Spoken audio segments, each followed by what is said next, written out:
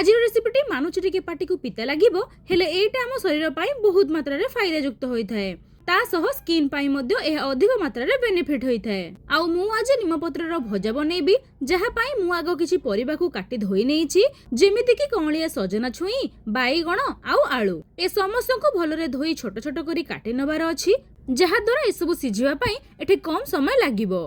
आउ परिबार मात्रा टिके अधिक रखिले निम पत्रर पिता अंश एथिरे टिके बैलेंस हे जिवो।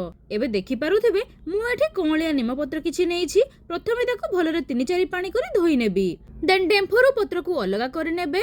एबे पत्र को हाथ रे ही एमिति छिंडे नै ताको छोट छोट करि नबा आउ परे पत्र को हाथ पापुली रखी भलरे ताको दଳି नबा जहा द्वारा पत्र हमर सॉफ्ट हे जिवो आउ पूरा गुंड हे गले एहा खाइबा को मध्ये भलो लागिवो। देखंतु एबे सब पत्र को मु भलरे दଳି नेली।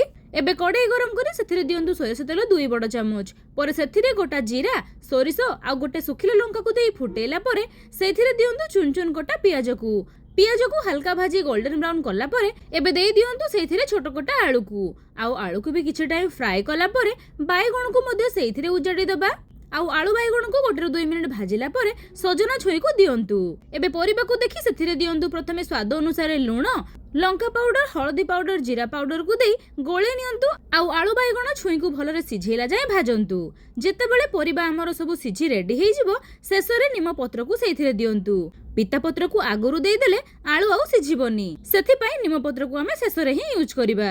एबे परिबा सह पत्र को भलरे भाजी नबा 2-4 मिनिट पत्र को परिबा सह भाजिला परे ए रेसिपीटी हमर रेडी हे जिवो। एबे से सब को प्लेट रे सर्व करी बसी जांतु गरमा गरम खाइबा को पखाळ भात हो कि गरम भात सबुथिरे जमी गला भली रेसिपीटीए पाटी को पिता लागुथिले मध्य देह पाए एटा बहुत हितकर होइथाय। रेसिपीटी भलो लागुथिले निश्चित वीडियोटी को आपनकर रिलेटिव्स आ फ्रेंड मानको सह शेयर करबा को जमारू भूलिबेनी।